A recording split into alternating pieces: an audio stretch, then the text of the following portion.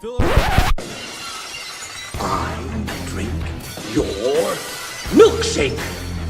You are listening to the Billionaire Podcast Network.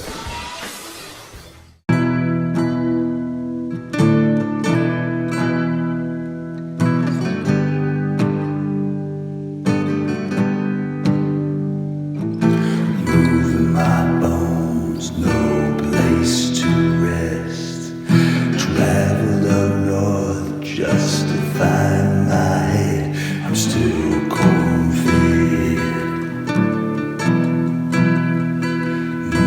Cornfed. Moving my bones, no place to rest. Traveled up north just to find my head. I'm still cornfed.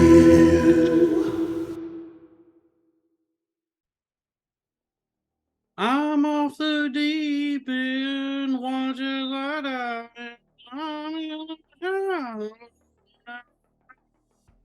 Welcome, everybody, to Lost in the Maze, number 13. This is Lost in the Maze, the solo show only on the Billionaire Podcast Network. Ka-ching, bing, bing, bing, bing, bing, dee fill her up. Yeah, we got a lot of great programs here on the Billionaire Podcast Network. We got the flagship show, Corn-Fed with Dalton Pruitt. That's the show I do with me. That's me, my buddies Kevin and Sal. And that's just a rip-roaring good time. We got this program, the solo show, and then we the new Bible study show, the Blessed Billionaire Boys Backyard Bible Bonanza, Sextuple B, and that's the Bible study show I do with my buddy Jamie Gravett. And we have one rule on that show: no swear words while we're reading the Bible. And that's all here on the Billionaire Podcast Network. Ka-ching, bing, bing, bing, bing, bing, dee, fill her up. And that's available here. That's on YouTube, Apple Podcast, Spotify. And if you're so inclined, please head over to the Patreon, patreon.com/cornfed with Dalton Pruitt, for access to all the premium episodes and bonus content.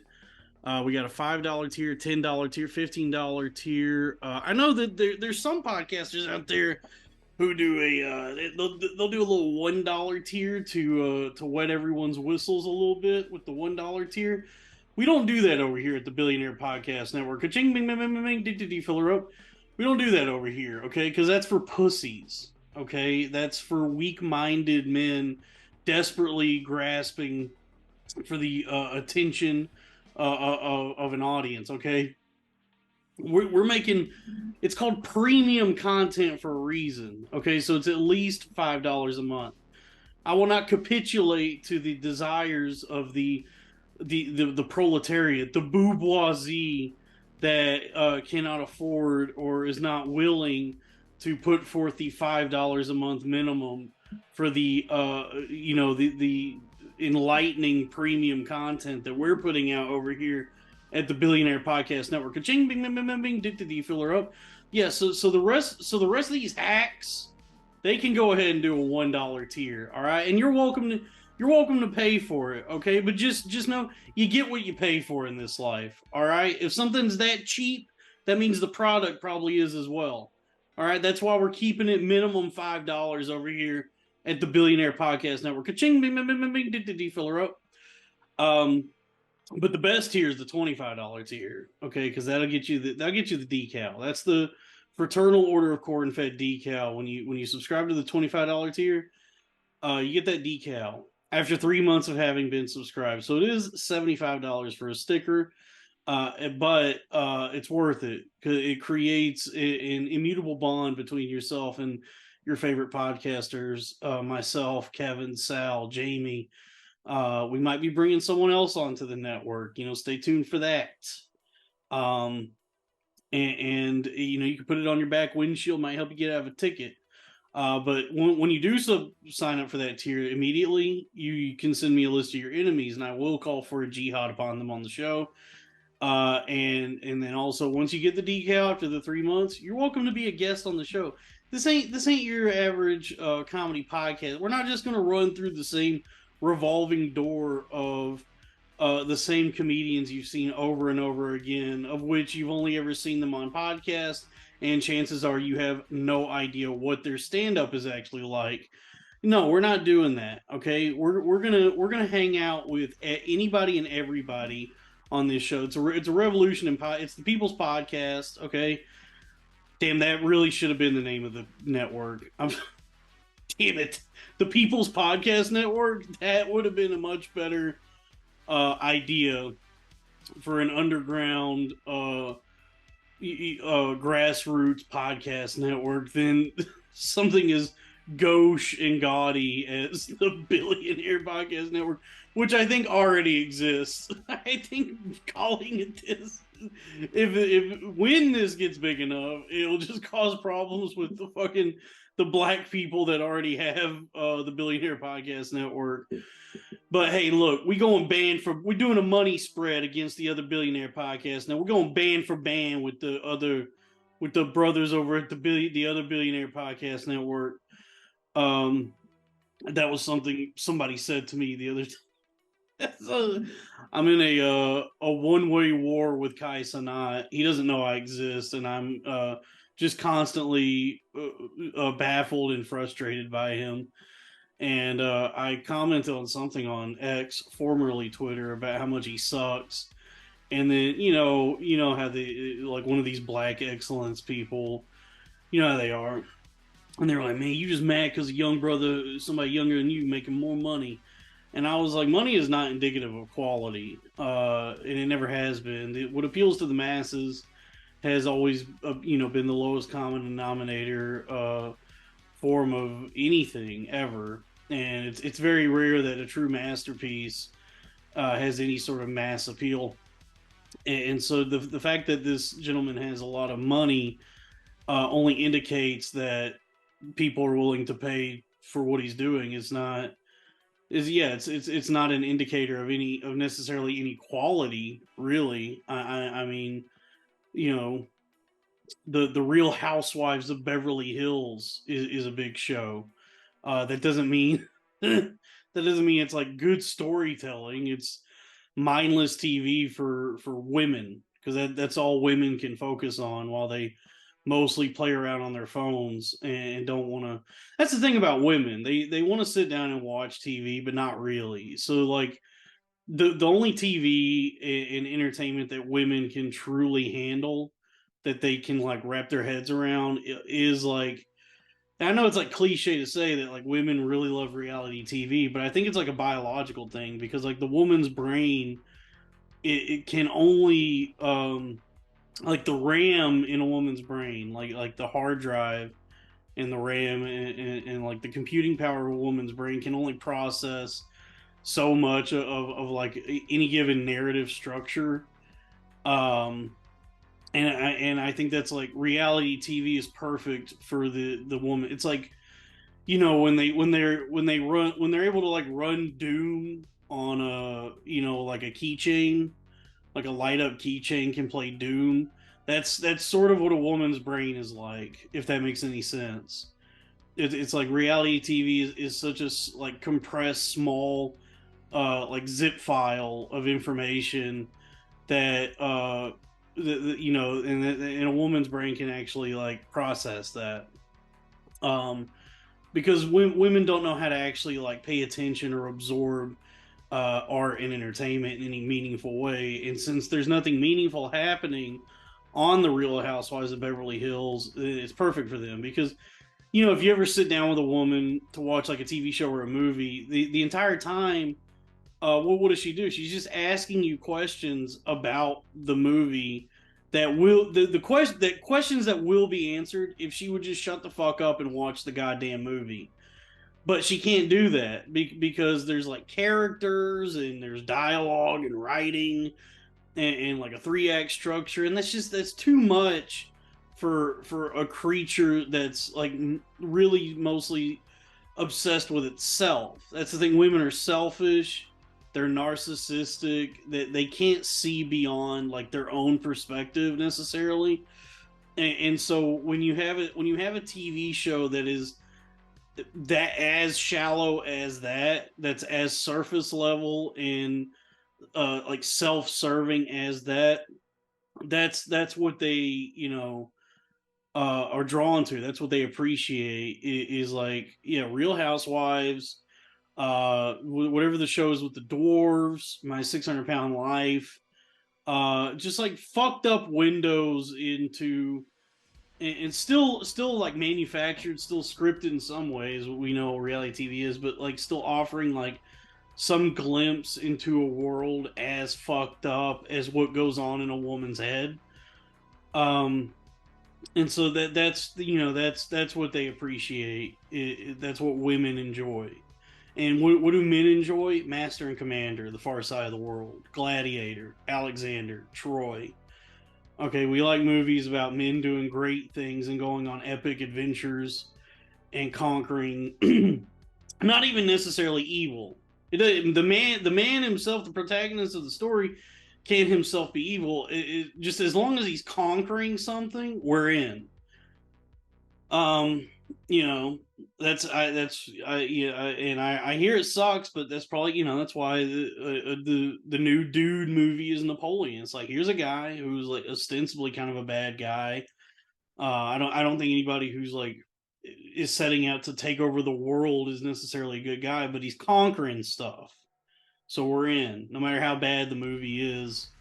And it looks like shit. And I'm gonna be honest with you, I've seen the trailers and I've seen what Ridley Scott has to say. It looks like a big pile of dog shit, and it's doing that thing that I absolutely fucking hate in movies about foreign places where inexplicably the main character is in this one he's French, and they're not even doing he's not even doing the thing where it's like the default accent for foreign places being British, like in a lot of movies where it's like whether it's France or Germany or Russia, they'll just be like, just give them a British accent, and that'll let the audience know that, like, yeah, they're foreign. But it's like in the Napoleon movies, like he just has like it's just Joaquin Phoenix's voice, so he's not even taking the time to do a British accent for the movie, where he's playing a French guy. And it looks like shit. And there's no color in it. I mean, I don't know I'm not the first person to point this out, but I don't know what's going on with, everything is so desaturated now. Like, all the movies have this like, bleh, just bleh, look to them. That's such a drag. I really miss like, yeah, the epics of yore that I guess maybe they were like Technicolor or however they did the color. I don't know fuck all about how to make a goddamn movie, so far be it for me to try and figure this out. But movies used to pop. They used to look whimsical. Even the heaviest of movies still had this like bright, colorful quality to them, and that doesn't exist anymore. And it's weird because what's really weird about it is like this desaturated shit they're doing in movies now. It looks like it's like there's less color than a black and white movie. Like if that makes any sense. Like if I watch like a really good like old Hollywood movie, like I don't know, like Kiss Me Deadly or The Birds or I don't know, Young Frankenstein. Those movies look really are like so striking in how they look. Like I know that like it's just due to like technological limitations that they're in black and white, but the way they were lighted and like staged and shot, they're like really really beautiful movies, and it's such a like endearing quality that there have been many times when like modern contemporary directors will just as a stylistic choice, like artistically, will make a movie in black and white. I mean, like Raging Bull or The Artist or whatever. Clerks, the modern classic Clerks, folks. Yeah, but like black and white has this like very ethereal, dreamlike quality that looks really good when it's done well. But this like desaturated shit is like it's just this like weird, like uncanny, just eyesore to look at because that's not how. I mean, that's not how it fucking looks when it's shot. Like they shoot the movie and there's like lighting and fucking costumes and all this cool shit happening, and then they go through and edit it and it's like, all right, turn the temperature down on the color so it looks like. So I guess like everybody understands that this is the 1700. Like there was no, take all the fucking life and color out of this so everybody gets the idea that it's in the past. And yeah, that shit sucks. I don't know how did I get on this. Somehow I got off on Real Housewives, premium content, decal. Please get the decal. Yeah, I don't know how I got off on that tangent. I guess go see Napoleon, everybody. Go check out my boy Joaquin Phoenix in Napoleon. I know that's the thing, right? Guys like history movies. I guess so. Maybe I just like cool movies. I'm not even really like history is interesting, but my relationship with history really is like anytime I study history, like I read anything about the past, I just read it and think to myself, thank Christ I didn't have to live through any of this. This looks like it fucking sucked. That like it just each day a fresh new hell having to exist in the fucking 1800s. This looks like it really fucking sucked. It's like, dude, for all the flaws that exist in like modern life today, this is pretty fucking sweet, dude. Like my life, arguably right now, is really bad. This is like the worst it can get for a lot of people, and I'm still like more comfortable than like an upper class person that was alive in like the 1800s. Like I don't have to deal with like any of the bullshit that they had to deal with. I have the internet. I got Totino's party pizzas in the freezer. I got Gatorade, which actually this is bullshit. I didn't know I got this. I went to the store. I love Gatorade, by the way. I'm kind of I quit soda. I'm quitting soda and I'm going full time Gatorade. And I didn't realize that. I don't know if you see this. I accidentally got a Gatorade Zero, and I don't know what I was thinking because it's not like the sodas. The thing with the soda, like the Coke Zero and the Pepsi Max, is like that flavor is like close enough to the real thing that it's palatable. They have not figured that out with Gatorade Zero yet. Gatorade Zero absolutely fucking sucks cock, and I go to get a Gatorade because it's delicious and it's refreshing. And Gatorade Zero is neither of those things. It's ash and dust and bones in my mouth. Gatorade Zero, but I'm still drinking it because it kind of it's a nice like facsimile of the thing I actually wanted. A whisper of the real Gatorade flavor. I don't even know what this fucking flavor is though. It just says berry, which is not one of the pillars of Gatorade that we all enjoy. When it comes to Gatorade, there's glacier there's I think there's like 5 that many would consider to be the cornerstones of Gatorade flavordom. You got Glacier Freeze, that's the blue one. Fruit Punch, that's the red one. Orange, that's the orange one. Lemon Lime, that's the yellow one. And then my personal favorite, Limon Pepino, the lime cucumber, and that's the like aqua green one. I think and that one's the odd man out. Of the 5 pillars of Gatorade flavors, the lime cucumber is the wild card. It's the Mr. Pink of the Gatorade flavors. It's the fifth element. It's Dallas, Corbin Dallas, and Lilu kissing each other in the temple is the limon pepino. But that's that's my favorite. So I don't know what I was thinking. I saw this fucking bubblegum medicine looking flavor, and for some reason I picked this up, and it just says berry, and it is some bullshit. But maybe you guys want to do a quick reaction to the should I go? Should I run to my car real quick so I can do a reaction to this drink? I also have a full Japanese hibachi dinner in my car that I'm gonna eat and do a reaction to because for some reason people.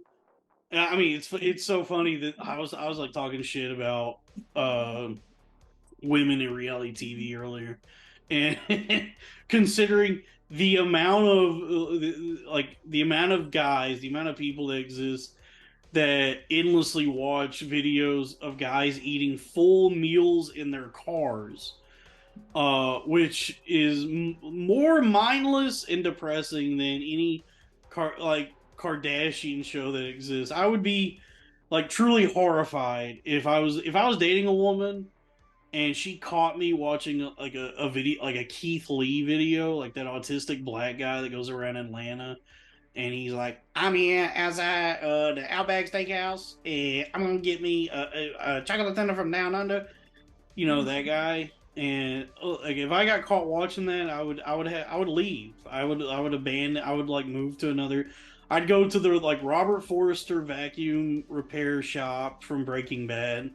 Rest in peace to Robert Forster. And I would change my entire identity if I got caught watching some bullshit like that's so fucking embarrassing that's like that anyone does that and that there's an audience for that. And look, it's not like what I do. What I do when I rate and review and analyze women's titties.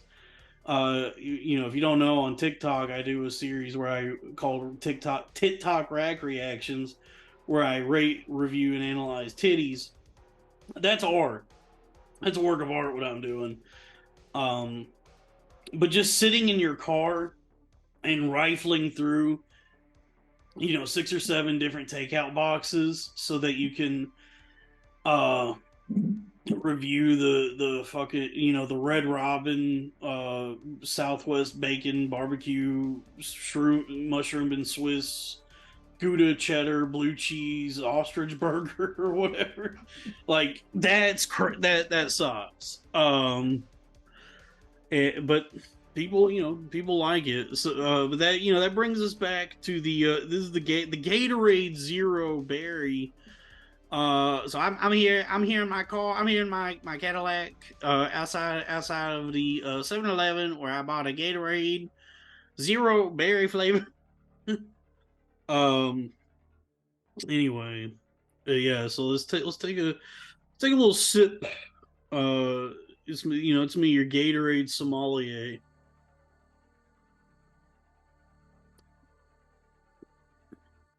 Damn, that does taste like medicine.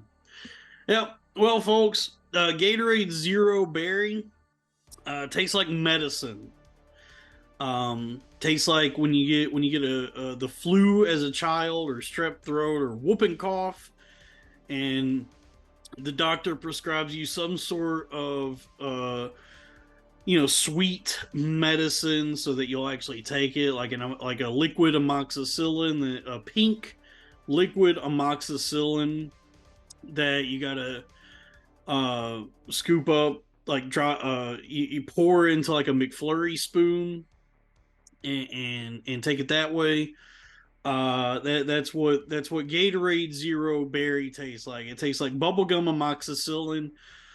0 out of 10. I will drink the entire thing still, because I'm not the kind of guy. If I hate something and it's like any sort of food or drink, if I don't like it, I'll power through it. It has to be like really disgusting for me to just give up on it. It's got to be like exceptionally terrible. But I've been to plenty of restaurants where I've ordered a meal and immediately I'm like, yo, this sucks. And I just eat the entire thing and leave a 20% tip. So that, that's who I am. I mean, the only times I've ever been like really horrified by something was like novelty shit. Like one time I went to it was like a candy store and I bought a bottle of what it was one of those like dumb sodas. It was like bacon soda.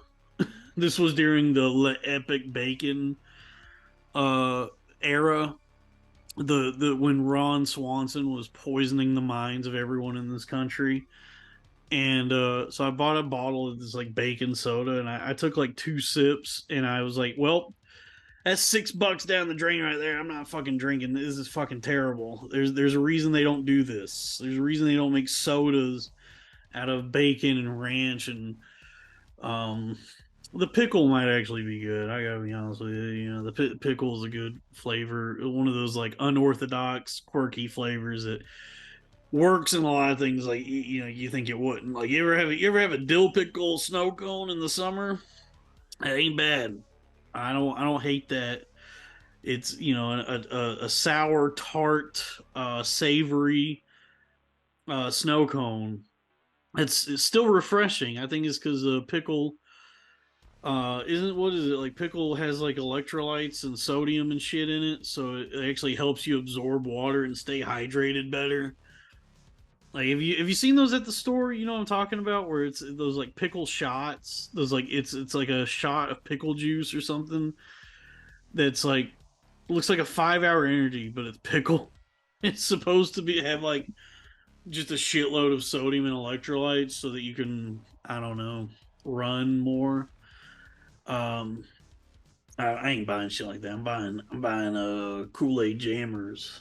I'm buying Capri Suns and Kool Aid jammers, folks. Uh, well, let's get into the show. Let's get into the show, everybody. Because we're revolutionizing podcasting over here at the Billionaire Podcast Network. Ka-ching, bing, bing, bing, bing, bing, do, fill her up. Because I'll tell you something. Look, the solo podcast like this is no small feat. You know, you think it's just a guy talking for an hour. You think it's a guy talking for an hour, which it is. What if Anton Chigurh did a podcast? He's not on the internet.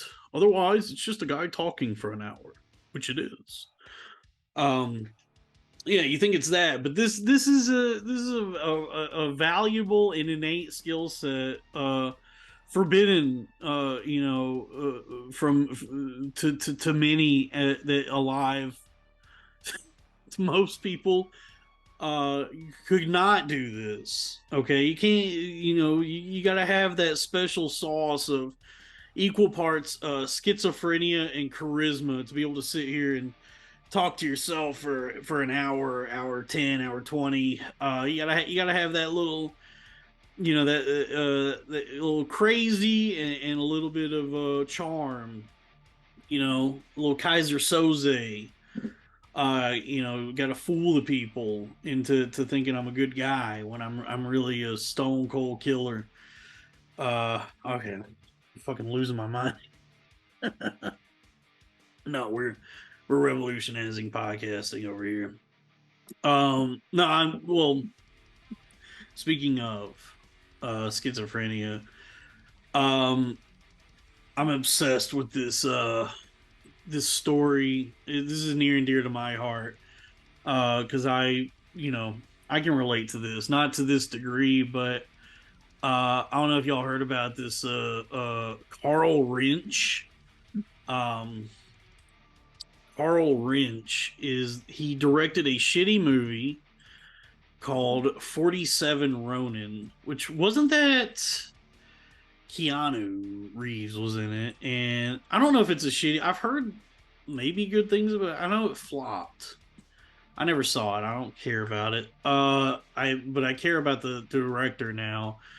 It's like my favorite story in the news right now because apparently, I think it was like 2018. He got tapped by Netflix to direct some like sci-fi action show for them called Conquest, and they just threw a ton of money at him. And like the conversation surrounding this whole story right now does sort of have to do with like the inflated budgets for these TV shows, where it's like, why was this amount of money even given to a kind of an unproven director to make this like TV show for Netflix? Because I think it was like something to the tune of like $55 million to make this sci-fi action show, and like how many years this is like supposedly supposed to have been in development.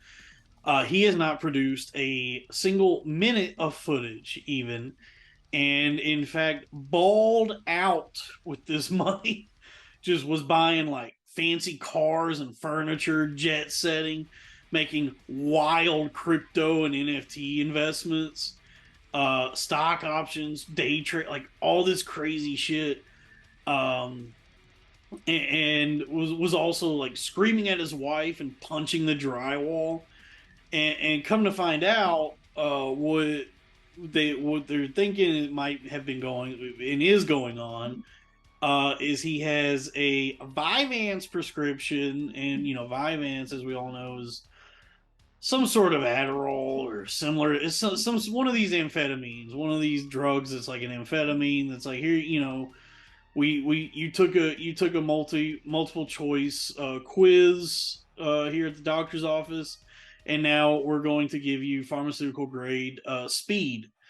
So he's been taking this Vyvanse stuff, which you know, they say that like misuse can like induce mania, delirium, psychosis, but I mean, there's people who like the way their brains are wired, just the way it's prescribed, the regular use could cause that, because like that happens with like tons of people where they get prescribed like some sort of antidepressant or ADHD medicine or whatever, and it turns out it's not right for them, and then they're like stripping the copper out of the fucking house and blowing through all the money, and you know, like just doing crazy shit, which is like what happened to me basically. Like I'm running up and down the street screaming at people, talking on their cell phones, like, who you talking to? You talking about me? You know, and you know, calling people, like everyone I've ever met, to tell them about like 5G towers and the CIA, and you know, Shelly Miscavige, like, where is Shelly Miscavige? You know, all the conspiracies I was coming up with. So apparently this Carl Wrench guy, like, you know, his version of it was that plus tens of millions of dollars of Netflix money, and he just like was blowing through this money. And this is what I love about Psychosis, because like you're never wrong. Like when you're in that state of mind, no matter what, you're never wrong. Like in your mind, you just think like, I'm on the most righteous of paths, and everything I'm doing is good and correct, and anyone who says otherwise is an op. Okay, that's an op. They're out to get me. They're trying to put two in the back of my head, and they're on the left hand path. And so he blew through all this money, and then even after that shook down Netflix for even more money. Like said, hey, actually contractually you owe me like 14 million more dollars. And then Netflix was like, oh, well, we didn't realize that we owed you, that we still have to pay. I get, you know, you know, we want the best TV show out there that you can make, so here's more money, which he then blew on like Dogecoin or something. Yeah, and so then like after all of this, you know, it turns out he's probably just been in a state of psychosis for years, and his wife is leaving him, and the best part is like, for me especially, as somebody who's been through something similar, like not to that scale, like this guy might actually be going to fucking prison for this, but it, like, reading what he was doing and the shit he, like, the delusions he was having, well, it's kind of comforting. It's nice to know I'm not alone, and that like the psychosis, the human mind is complex, but also kind of the same for everybody. Because I was like reading some of the stuff that he was like talking about. Like, there was something where he was telling his wife, like, yeah, you know, I can predict where and when lightning is going to strike. I can predict volcanic eruptions. And he said, I'm also like on the cusp of cure. This is like during the pandemic. He was like, I'm on the cusp of curing the coronavirus, and I have located the coronavirus signals held deep within the earth, and I'm going to solve this for all of mankind. And I was like reading this, just going like, "Yep, this checks out. I've been there, brother. I know what this is like." And then one day you're gonna wake up and feel really bad. you're you're gonna wake up with a hangover, like Goku's Kaioken times 10, but the version of that's a hangover. Essentially, it's gonna suck, dude. Especially after blowing through tens of millions of dollars on Ferraris and cryptocurrencies. Speaking of, by the way, what is so? I don't know anything about luxury car. I don't really know anything about cars. I don't know anything about buying a car. I have never gone through any legitimate car buying process. Um, but what's going on? Like, so Ferrari, to get a Ferrari, you have to like level up if you're gonna buy Ferraris. Like, you have to buy a shitty one. You have to start at like level one and buy like the model that they allow you to buy if you've never owned one before, and then you have to own it for a while, and then you can level up to another Ferrari. And I don't, that doesn't make any. I don't understand that. That's gay. That sounds pretty gay to me. That anyone would, have any loyalty, like have that kind of loyalty to a car brand, to just let Ferrari fuck you in the ass like that. Where it's like, well, I want this model. Like, if I had that kind of money, it's like, well, I want this model Ferrari, but I have to buy the one that they allow me to buy before I can buy this. Like, this, just go get a fucking Honda Accord, okay? It's affordable, it's reliable, it'll get you where it need to go, and you can put like 300,000 miles on that bad boy, okay? That's Japanese engineering for you. They know what they're doing.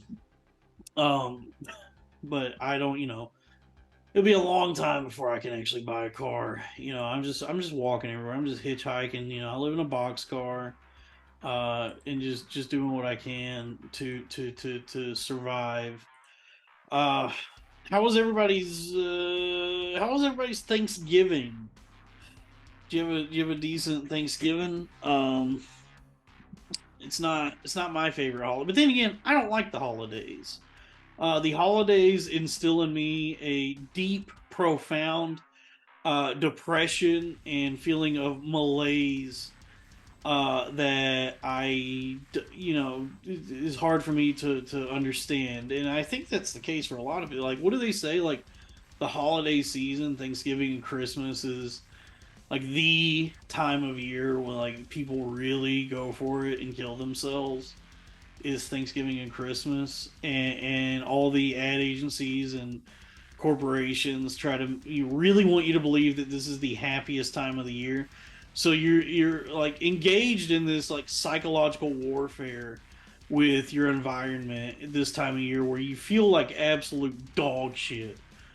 Like what your heart and soul and mind are telling you is life is meaningless. I don't like being alive. I haven't seen my family in 2 years. No one loves me. I've never had any meaningful relationships. I am the absolute saddest I've ever been, and am, like, suicide is my light at the end of the tunnel in this deep, dark, depressing existence. And you feel that way, but then the world around you is, telling you it's the most wonderful time of the year. It's a time of love and celebration and presence, and so and then it creates this like negative feedback loop in your mind, where everything around you is a holly jolly, fucking everybody's ice skating, having a good time, celebrating with the family, eating turkey, which sucks. Turkey sucks.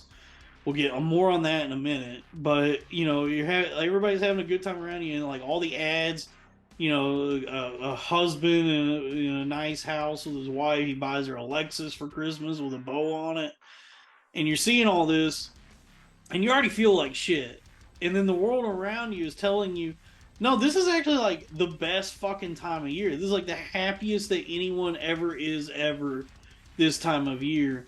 and so in your mind you're wondering like, why do I like, why there must be something like fundamentally broken in me if I can't find the joy that everyone else is finding in this time of year, Thanksgiving, like these holiday times. And so it's like this, yeah, this psychological um weird MK Ultra psychic thing happening, or like, because I think a lot of people probably feel that way. I think a lot of people like this time of year, like the changing of the seasons, gets colder, gets darker earlier, all of it. I think like naturally people are more inclined to become more like introspective and thinking about like, maybe dwelling on the past a little bit, thinking about the future, thinking about their relationships with everybody. And you naturally are feeling like a little more yeah, just depressed, and maybe experiencing some ennui. But then you watch a Coke commercial where it's like Santa and polar bears are enjoying delicious Coca-Cola and dancing, and that reminds you of your youth, a time when this time of year actually did make you feel really, really happy. And but then you're trying to like cling on to that feeling. You're trying to like recapture that feeling within yourself, but it's not there anymore. So now you're just reminded of years gone by, a youth which you will never reclaim, and the fact that now as an adult you feel miserable, and every conceivable force around you is telling you that you actually should be feeling really, really happy, but in spite of that, you still feel sad. And so you're caught in this like constant back and forth in your mind, this battle between yourself and your environment that are like diametrically opposed from each other, and it wears down your own like psychic fortitude until you inevitably just finally put a bullet in your brain. That's what this time of year is for me anyway. But I hope everybody had a good Thanksgiving. I don't really care for turkey. I think it's a dry bird. I think it's not particularly flavorful, and it's a meat that requires a lot of dolling up. Not like, of course you gotta season your meat. I mean, I know white people don't be seasoning their food, but you gotta season it. But then you just take, you gotta get all the juices and make a giblet gravy and stuffing and all that stuff. And then at the end of the day, it's still just dry as shit. It fucking sucks. I'll take a ham, but I don't. I'm not a big Thanksgiving food guy. Most of Thanksgiving food is just different goops and slops. It's a lot of goops and slops, green bean casserole and stuffing and cranberry sauce, all on your plate. It just looks like almost like prison food almost. Like it's just a lot of like the food they eat in the real world in the Matrix is sort of what Thanksgiving food is like. Um, and it's like some of it is like okay, like I'll take, I like mac and cheese any time of year, but yeah, for the most part, not like that. I'm not that particular, not that fond of holiday foods necessarily. Like my ideal Thanksgiving would just be McDonald's. It would be like do the version of Thanksgiving that a lot of people have, where you like overeat all the goops and slops of Thanksgiving. Um, and dry turkey bird. My version of like the way I would have fun with that I would really go all out, is just get like 10 hamburgers and 10 large fries from McDonald's and like 2-gallon jugs of their Coca-Cola. Because they be having the best Coke, and then I would just like eat myself into a like a diabetic seizure, like Whitey from 8 Crazy Nights, which I watched the other night and actually cried. I watched 8 Crazy Nights the other night and I just think I actually started crying. I was like, oh man, this is getting me. This movie's getting me. And that would fucking suck if my parents died when I was 12.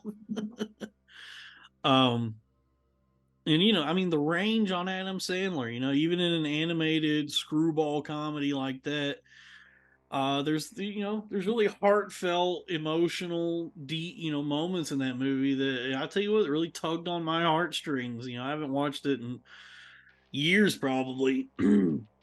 And I was watching it and just being like, damn, this is making me cry for some reason.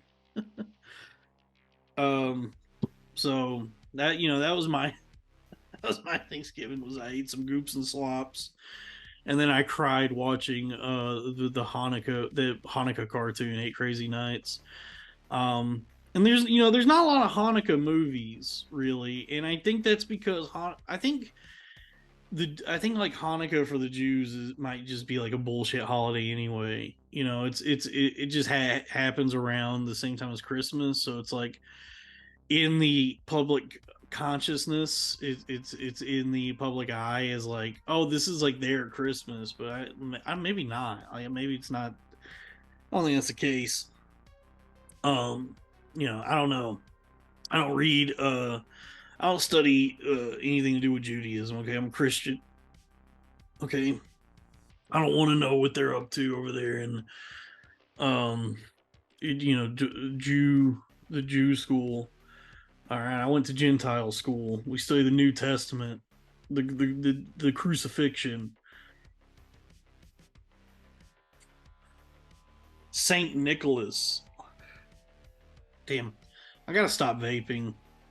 Trying to figure out. Yeah, that was another thing. I'm trying to figure out how to get sponsors for this show. So if you ever see me, um, not vaping and maybe using some sort of alternative, it's because I believe in the sponsor that is maybe.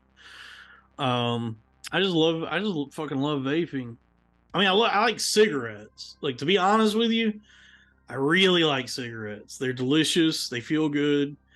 And they're just nice, but they're really bad for you, and you can't do them. You can't do them while you're laying in bed. Not anymore. There was a time, but nowadays you can't smoke a cigarette in bed, lest you ruin the resale value of your home and potentially burn the fucking house down itself. Whereas the vape, I wake up, it's in bed with me. First thing I'm doing is hitting the vape, popping in a couple Zins to go with it, and then watching my favorite pornography before I clock in for work, which is also in bed. So my day, every what is like Jocko Willink every day, post a picture of his watch, and it's like 4:15 a.m. Get up and get it. And my version of that is, it's 7:45 a.m. Work starts in 15 minutes. I just woke up. I got 2 Zins in. I'm hitting the vape, and I'm trying to bust before it's time to clock in. That's my version of Jocko Willink. That's what I try to tell people is like, every morning the first thing you should do, hit the vape, put in 2 Zins, hit the vape again, check the notifications on your phone, jerk off, and then it's 10 minutes till work. Go go pour yourself a day old cup of coffee from the pot that was left in there from the day before. Microwave that for 30 seconds, so it's warm but not too hot, so you can chug it real quick, and then you get that buzz that gets you ready for a day of sitting at a desk and waiting for something to happen. And then the whole time you're sitting at your desk, what do you get to do? Vape and do Zins and drink Gatorade Zero. Everything. We're in the hyper real. That's this thing. That's the hyper real, folks. Or maybe not even. I don't know what it is. It's just everything is like. Maybe that is what it is, because everything is a simulation of the real thing now. It's like vapes instead of cigarettes, Zero, Gatorade Zero, Coke Zero instead of like the full flavor thing. Pornography instead of actual gay sex. It's the way things are now. Is everything is simulated. And so maybe that's the actual simulation. That's the Matrix. Like, the movie itself is a more heavy-handed expression of that idea, where it's like human beings are actually being plugged into a computer simulation. But the reality is like we created it for ourselves and live and just like willingly live in it without having our brains like uploaded into it. It's just like, you know, we each day, you know, we're spending all of our time, you know, I'm vaping, I'm drinking 0-calorie drinks, I'm watching people have sex while I tug on my penis. My life is being filtered through you know, a screen and different like consumer products. And so like I have, through the mechanisms of, I suppose, capitalism and industry, and then my own desire for comfort and entertainment, and just to never have to feel bad, I have chosen to live within this simulation.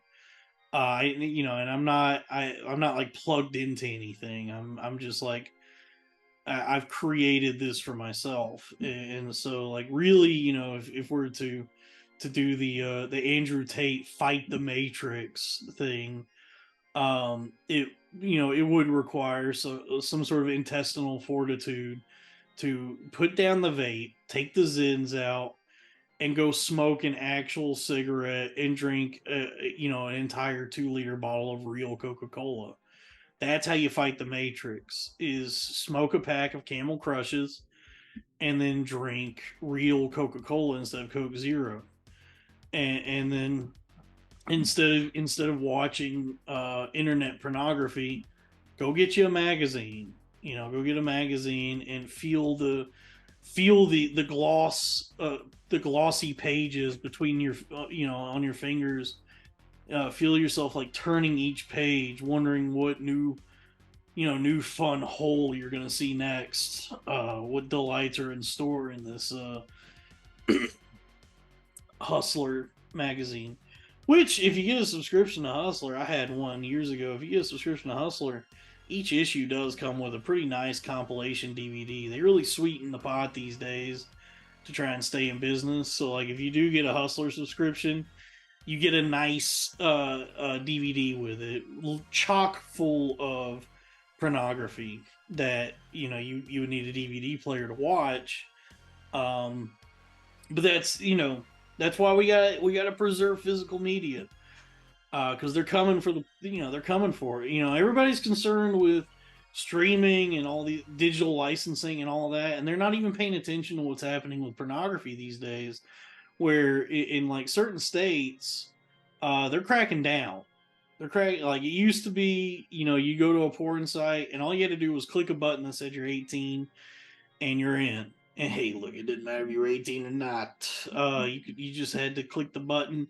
If you were under the age of 18, that's on your parents for not having the damn V chip in the TV, or, you know, any parental controls. But now, you know, what some states are doing now is implementing like more stringent policies. I guess like passing laws that they're expecting these porn sites to abide by, regarding like how they let people actually enter the site. Because some sites I've seen in like certain states, they're asking people to, it's like, actually take a selfie to get into the site. Like they want to eyeball you and make sure that you actually look like you're 18 and over. Which is very strange, because like, what if you have like a baby, like a little baby face, and it's like, no, you know, what if you have like Andy Milonakis disease, and it's like you're just like a 47-year-old man trying to jerk off. You know, like imagine like if Andy Milonakis was in Arkansas trying to pull his little pud, and all of a sudden Pornhub or Spank Bang or one of these sites is like, well, can you send us a selfie real quick? And then he sends it in, and then it's like, sorry, Andy, no, you can't jerk off. You know, what happens then? And then, so then it's like at that, so like, if not the selfie, then at that point, what, like a front and back picture of your fucking driver's license? Like just to look at, you know, titties and pussies and buttholes. Very, you know, very, hey, very. It's funny, By the way, the funniest thing about that, like the red states that are pushing that shit, the states that are pushing for that and all the people in support of that, it's those are like the same fucking people that go on and on about how like everything is Orwellian. Oh, it's just like 1984. And it's like, well, fucking Orwell himself could not have predicted a world in which you would have to like send a fucking like a candid, intimate photo of yourself to some company, some like offshore company that owns this website, so that you can like masturbate. I don't think anyone was predicting that. I don't think anyone was predicting a world in which people are just taking the saddest, most desperate photos of themselves, being like, "Can I please just look at a Bella Danger's ass?" That's all I want to do is just look at a Bella Danger's ass. And you got my ass out here taking a damn selfie. This is Steve Harvey, and I'm just trying to jerk off, and you got my ass out here taking a damn selfie. That's that's the world we live in now. And that's where we return to physical media. Now that all the tube sites are now being restricted, and we're realizing that this like digital media world is a bit of a fugazi. It kind of exists at the whims of these corporations, these companies, and it could go away at any second. You know what prevails. You know what does actually last. What'll be there for you is a good old reliable stack of Hustlers, stack of Penthouse, some compilation DVDs, some 8-hour DVDs, and that's why I every now and then I splurge and I go to adultdvdempire.com and I order myself a few 4K Blu-rays of hardcore pornography. Just mostly sodomy, because it's so naughty. It's very naughty sodomy. So it's fun to watch.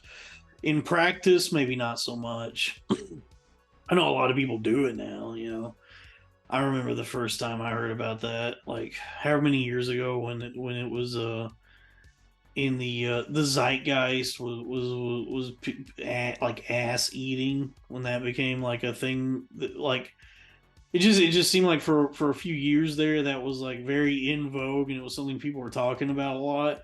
I remember the first time I heard about it, I was like, "Wait, you mean like a dog? Like that's what dogs do? That's what like animals do?" Like that was always the joke. Like as a kid, was like you would see two dogs that would meet each other and immediately just bury each other's faces in their buttholes and be like, "Oh, look at those dumb dogs." We're humans. We thank Christ we don't do that.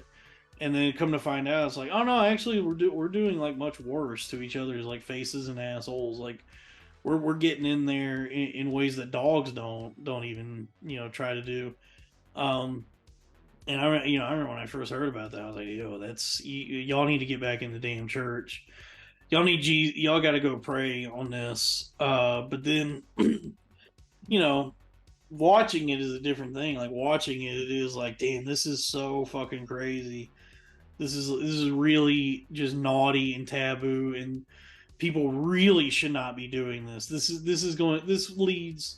could potentially lead to just a whole host of problems, like the least of which is like strep throat. At the very least, you're gonna catch a case of strep throat doing this, and just like complete fuck up your entire like your gut biome, and end up getting like some sort of C. diff and just waste away in a hospital bed, all because of what?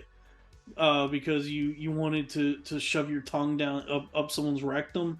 Okay, well now you're dead. Now you weigh 85 pounds and you're about to die, because you wanted to put your face in someone's ass like a fucking dog. But it is fun, it's fun to watch.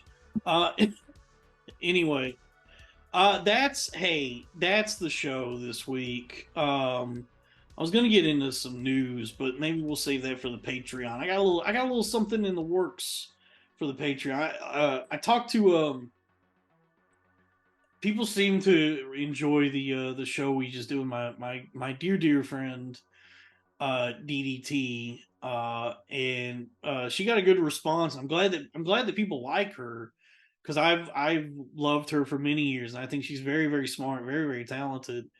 And I want to do something regularly, semi-regularly with her. That I think is going to go maybe be a little premium exclusive at first. We'll see how that, try that out. Because I also don't know like what kind of exposure she wants on the internet, so it'll be on the Patreon. But we're gonna try something, because I was trying to do, I was doing a little solo premium show for a while, and I was trying to figure out how to make that work. And this might be a better version of that. Do a little topical, little intimate,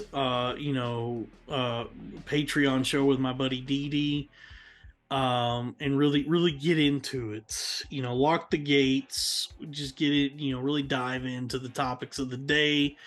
Talk about mental health, psychology, the stuff she's interested in, what she's good at, and really do some spelunking into the damn mind, and into the zeitgeist, what's in the news. So yeah, that'll probably be on the Patreon soon. She and I, or me and her.